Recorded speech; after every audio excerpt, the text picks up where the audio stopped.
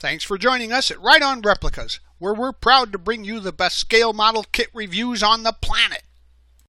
This review covers the Stingaree Dragster kit. It's a 125 scale kit from AMT, model kit number 38664.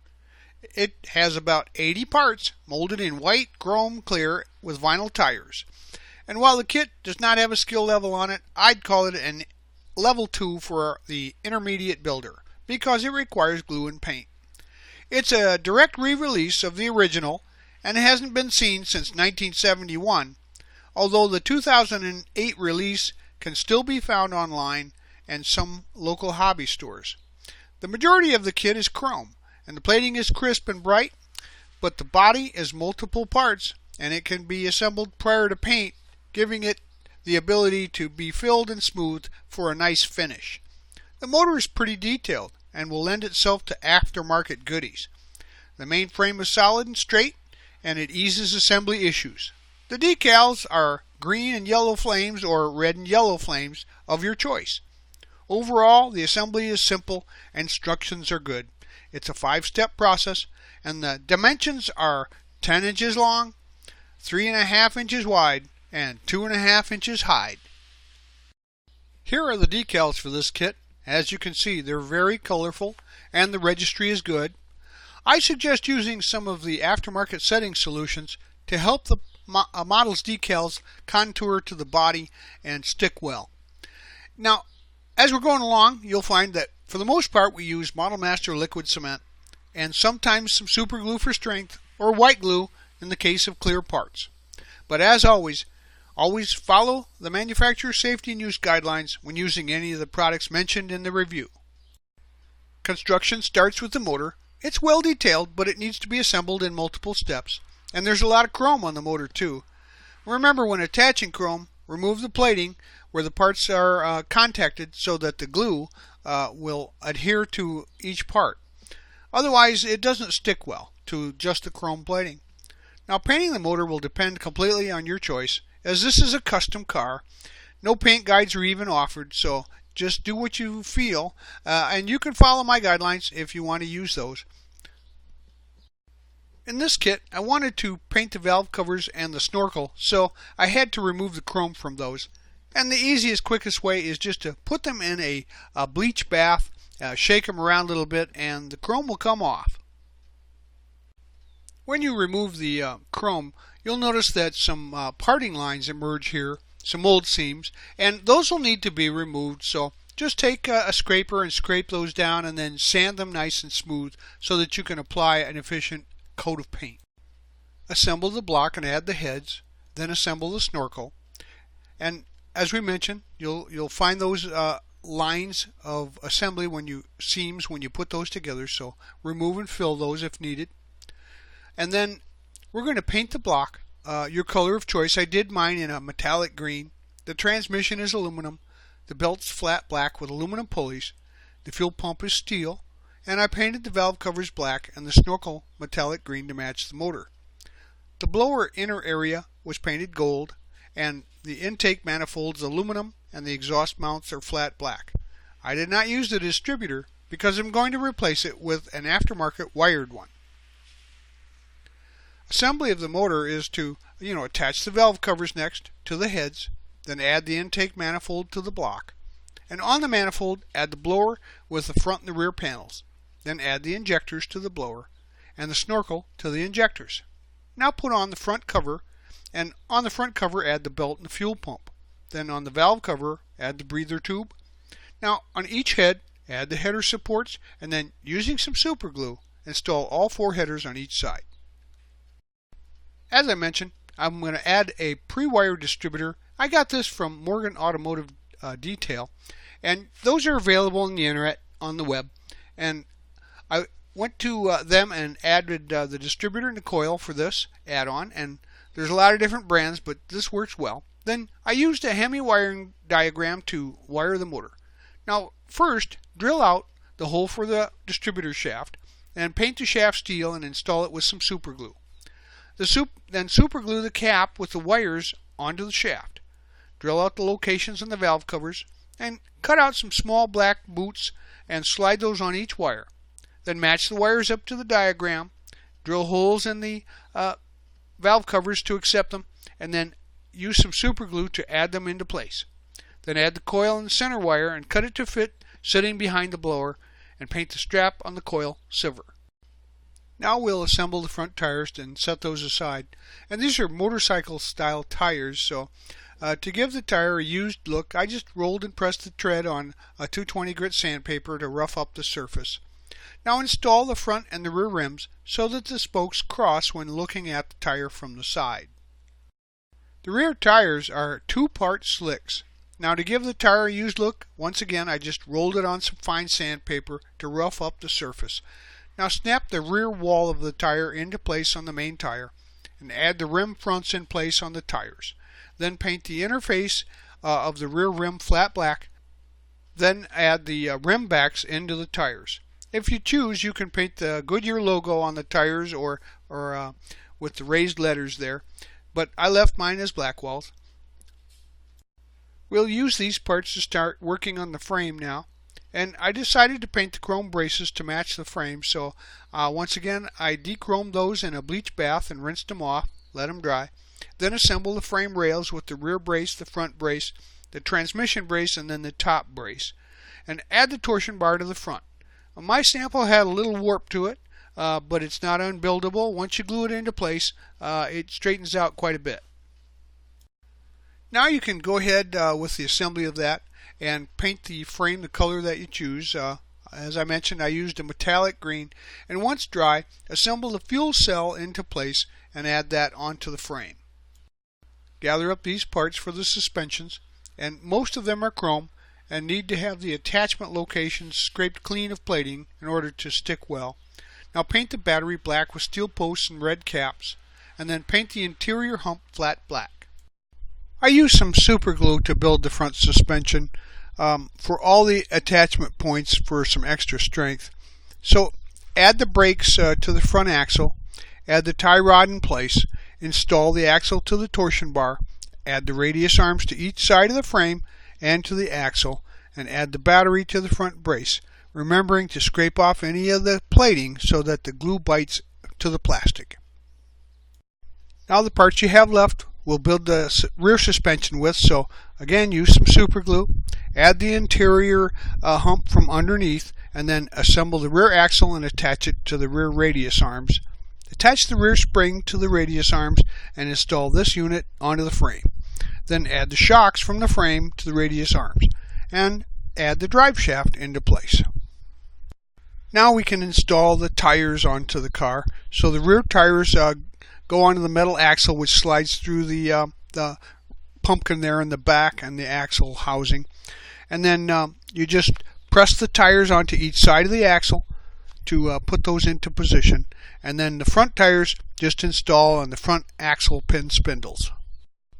Here is a photo of the front suspension so that you can see how it's all set up once you get it into place and properly glued into position.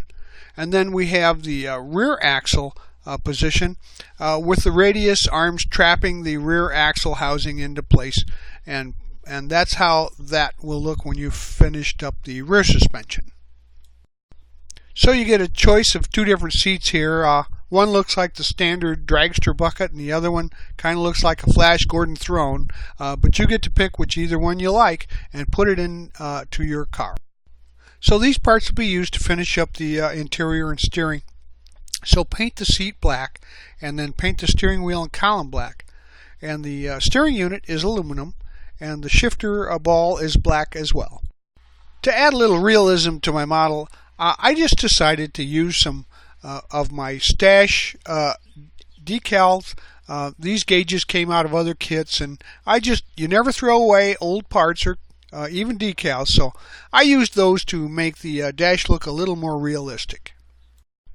So install the seat into place and install the roll bar behind that. Now put the shifter into place and attach the steering wheel to the column and the column into the steering unit. Now install that assembly into the interior tub. Add the steering rod from the steering unit to the front suspension, and then paint the dash aluminum as we showed you earlier, and detail the gauges with paint, or as I suggested, just use some kit, some old kit parts, or you could even go out to the internet and print some out on a color printer for that. Now install the dash into the interior. Now make sure that you scrape any of the plating or glue off from the contact points here, and we're going to install the motor into place in the frame on the motor mounts. So then attach the drive shaft to that simultaneously.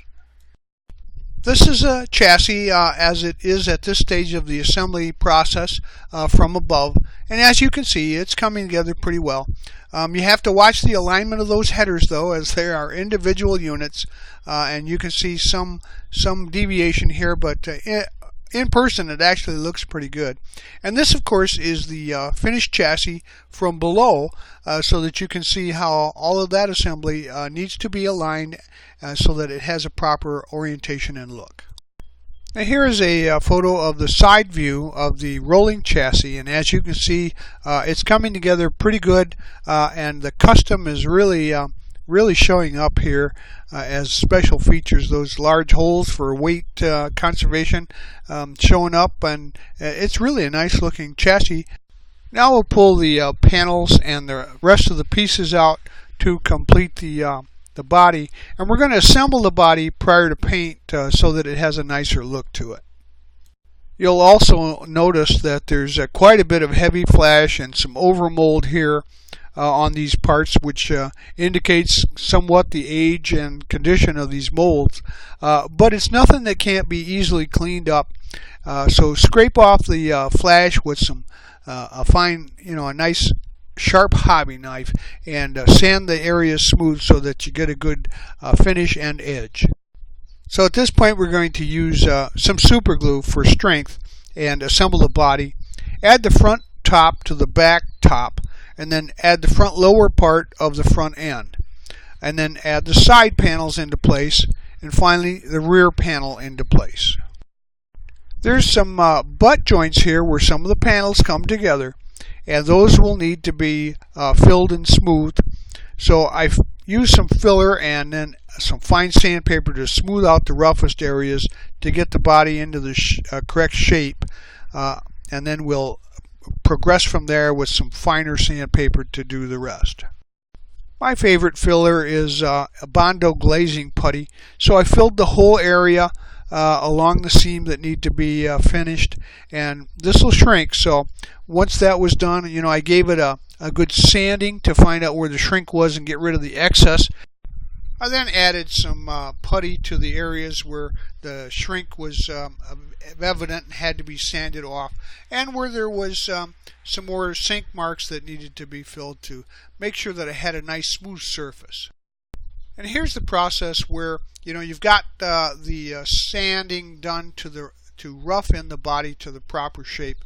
So now you can use some finer sandpaper like an 800 grit, wet or dry, and then once that's done, rinse the body, let it air dry, and you can primer the first coat, check it again, and if you need some more body work, you do it again until you get a nice perfect finish.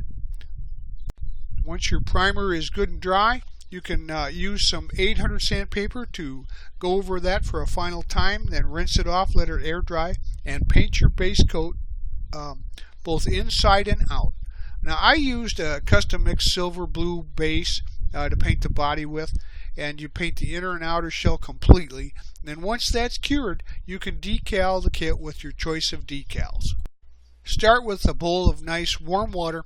Let your decal soak for about 30 seconds to get that to release from the carrier, and then use some warm water on the body and for placement, and put your decals into place. Smooth it out by using a soft cloth or tissue. Make sure you get out any trapped air or water, and then use some of that decal setting solution to make sure that the decals, especially these large ones, conform to any contours and stick well to the body. Once that's done, you let it dry overnight, and then give it a nice clear coat to seal those decals into place. The instructions indicate that the window is installed from the inside, but I found that with a little filing around the edges, and test fitting, it fit really well from the outside and gave it a nice mounted flush look. So I did that and used a little white glue to glue that window into place. And that white glue will dry clear, and where you like a little excess, you could also just wash that off later with some water. The parachute needs to be installed on the rear of the body, so paint it black and then install it about halfway in the center towards the top of the rear deck. There's no real positive attachment point, so just eye it up for a proper position for something of that nature. Now you can simply slide the body over the chassis, and here's what the rear of the unit looks like with the parachute in place, and this is what the front looks like with the body in place. It certainly looks like a pretty awesome custom dragster, and I think it's a nice build for anybody to attempt. You'll have a few parts left over, as there were some custom options and of course some extra decals. So these are the parts that I had left over, and always save your parts for later. Well, there you have it.